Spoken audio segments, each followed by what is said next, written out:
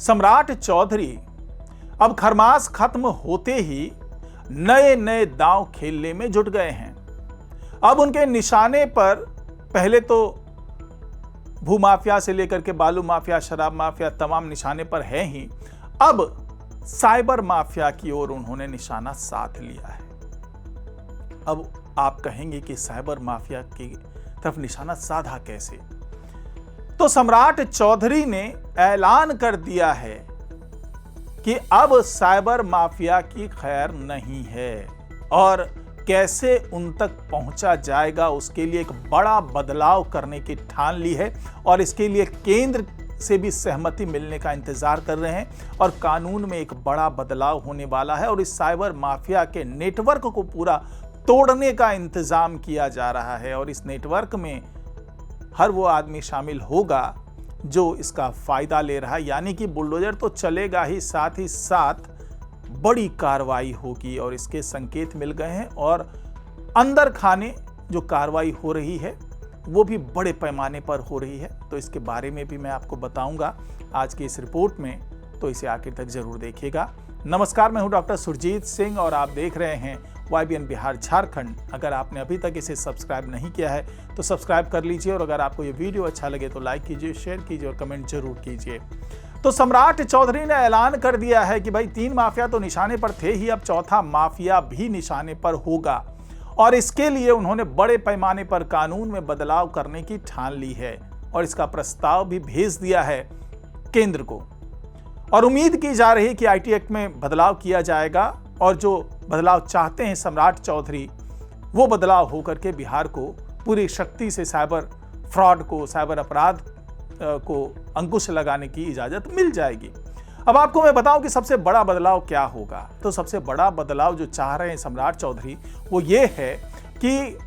इस साइबर अपराध की जांच पड़ताल करने की जिम्मेदारी दरोगा रैंक के अधिकारियों को दे दिया जाए, यानी कि यूं कहे कि सब इंस्पेक्टर रैंक के अधिकारियों को दे दिया जाए, जो कि फिलहाल इंस्पेक्टर रैंक को ही मिलता है।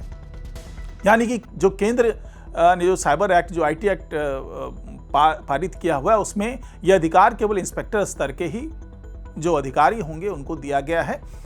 तो ऐसी स्थिति में होता क्या है कि इंस्पेक्टरों की संख्या की बात करें तो बिहार की बात अगर मैं केवल कर लूं तो 1200 से 1300 इंस्पेक्टर हैं जो कि पूरे बिहार में मौजूद हैं और साइबर क्राइम अब बहुत तेजी से बढ़ता जा रहा है, साइबर अपराध बहुत तेजी से बढ़ता जा रहा है। इसके संख्या की बात करें तो कुल मिलाकर के 24,38,000 शिकायतें पुलिस को मिली थी पिछले दिनों अलग अलग माध्यम से, कॉल के माध्यम से। उसमें से 1,10,000 मामले जो हैं वो शिकायत को दर्ज किया गया, 171 साइबर अपराधियों को पकड़ा गया। अब सोचिए कितने बड़े पैमाने पर यह सारा कांड चल रहा था। अगर अलग अलग हम सोशल मीडिया और इसके माध्यम से शिकायतें जो मिल रही है, जो सोशल मीडिया से रिलेटेड जो भी फ्रॉड हो रहे हैं, जो साइबर क्राइम हो रहे हैं उसकी बात करें तो वो भी लगभग 24,100 मामले ऐसे थे जिसकी शिकायत मिली और उस पर कार्रवाई शुरू हुई। अब सोचिए कि 171 अपराधियों को पकड़ा गया और राशि में अगर इसकी बात करें तो 500 करोड़ रुपए की राशि उसका घोटाला हुआ, उसका स्कैम हुआ, ठगे गए और उसमें से करीब 107 करोड़ रुपए पुलिस ने अलग अलग, यानी कि जो साइबर ब्रांच है उसने अलग अलग माध्यम से रोका भी, पकड़ा भी। लेकिन इसमें तमाम जो विसंगतियां हैं, एक्ट की बात कर लें या फिर जो इसमें जो कानूनी दांव पेच हैं, उसके कारण केवल 7.5 करोड़ रुपए ही पीड़ितों तक पहुंचाया जा सका। और अगर हम हर इंस्पेक्टर को मिले केस को निपटाने की बात करें तो चूंकि ये मामले थोड़े अंतर्राज्यीय भी होते हैं, इंस्पेक्टर को जाना भी पड़ता है, अधिकारियों को जाना पड़ता है, एक राज्य से दूसरे राज्य जाना पड़ता है। तो ऐसी स्थिति में एक साल में एक इंस्पेक्टर ज्यादा से ज्यादा 8-9 केस सॉल्व कर सकता है। तो सोचिए कि इतनी बड़ी तादाद में कंप्लेन आ रही है, 24 लाख कंप्लेन पहुंच जाता है, तो इस पर किस तरीके से कार्रवाई की जा सकती है। तो इसको तुरंत निपटाने के लिए जो गृह मंत्रालय की तरफ से एक अपील की गई है,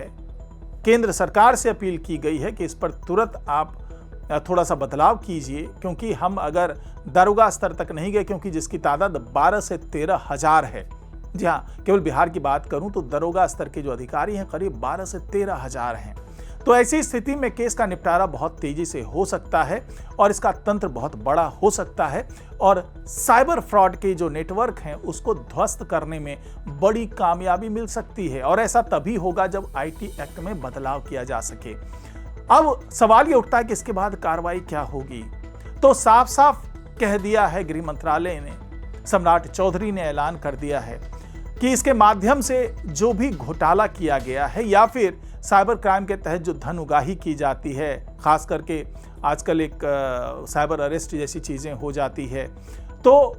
इस तरह के मामलों में जो पैसों का गबन हुआ है अगर उसकी वसूली नहीं हो पाती है संबंधित आरोपी से